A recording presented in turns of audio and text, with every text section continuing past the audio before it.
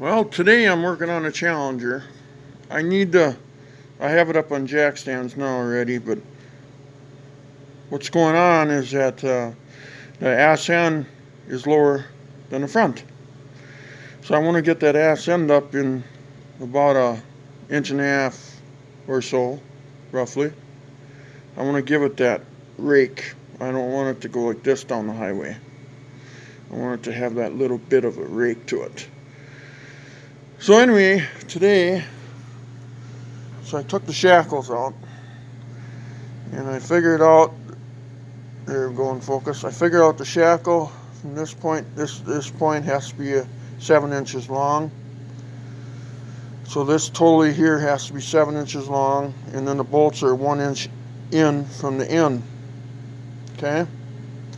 So then what I'm going to do is I'm going to cut this in half like that, and then what I'm going to do is I bought some 3/16 by 2 1/8 inch metal, and it's good American steel. I got it from Menards.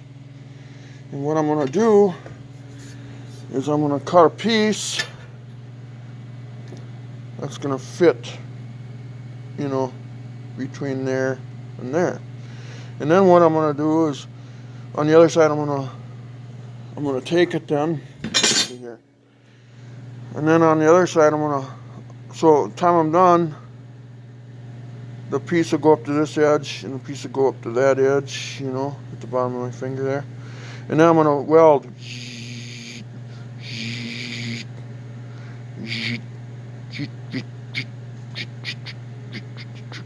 on each side. Repeat.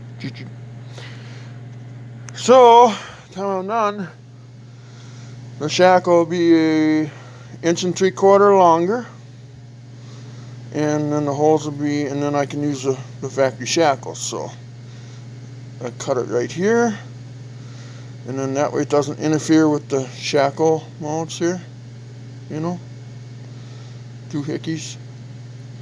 So then anyway, and then I can do some serious welding on this so this doesn't break, hopefully. It'd be nice to weld a bar across it even, to stabilize it from this way.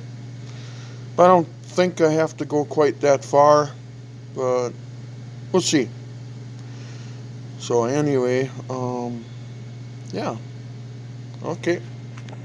I'm going to start cutting. So now the shackle measures, it's 5 1/4, I believe it was. Yeah, 5 1/4, so it's 2 5/8 is the middle. Okay, so anyway, 2 5/8. So now I'm going to cut these in the middle. I'm going to do both of these. Okay.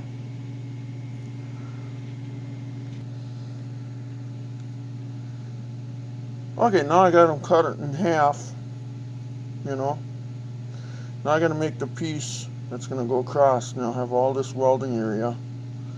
I'm still concerned about the center yet. I'll have to check that out. By the way, I used the reciprocating saw on the vise, and I used the square here. Laid it across, made sure everything was square when I cut it, so just to let you know. Okay, so now I cut them, then I ground them on my bench grinder over there, and then I got them set, at 7 inches where I needed. They were, the factory from outside was 5 1/4, now I'm going 7, So now I got to make pieces that go between here. I'd like to put them on the inside, but I'm afraid it's going to interfere with the bushings, And you want to make sure that the bevels are going out. There's like a bevel in there. I don't know if you can see that. You want to make sure the studs are pointing the right way, because they're pressed in on one side, and then the nuts go on the other. So okay, so now I'm going to make these pieces here,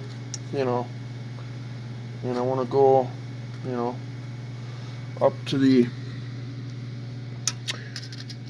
almost up to the Preston area. So what it looks like to me is 4 inches. I want to go. Man, I wish I could put them on the inside though. But yeah, I want to do the 4-inch thing, you know. So okay. So now I gotta cut the 2-inch metal at 4 inches. All right. Now, as you can see, is I need 1, 2, 3, and 4. So on the 2-inch metal, I made 1, 2, 3, 4. I'm going to cut out at 4 inches long. All right. Now I took my saw there. I do have a cutoff saw. I would recommend that so you can make sure you get straight cuts, but I use the straight edge to get as straight as possible on the ends. And I made those 4 pieces. Those are 4 inches long. Okay. So they're just sitting there right now, obviously. Next step is to jig them up. Make sure they're square. Okay, the next step is I set up a welding ground here. And what I did is I tacked it there and there. I drew, I don't know if you can see them, I drew black lines there with my square to make sure everything's square. So it's jigged up, you know. Make sure these are all on the right side because the first time I didn't.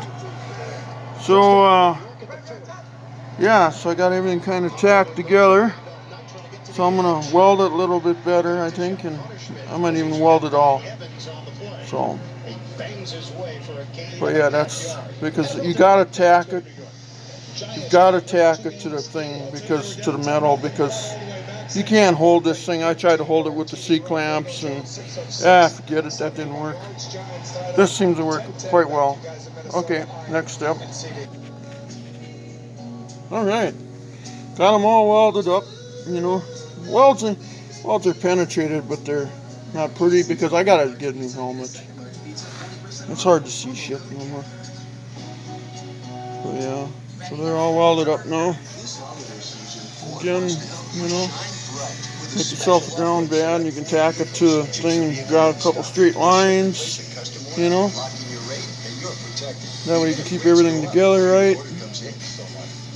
Yeah. So, okay, next step is throw them in a little sandblasting booth, blast them out and paint them up and throw them in the car.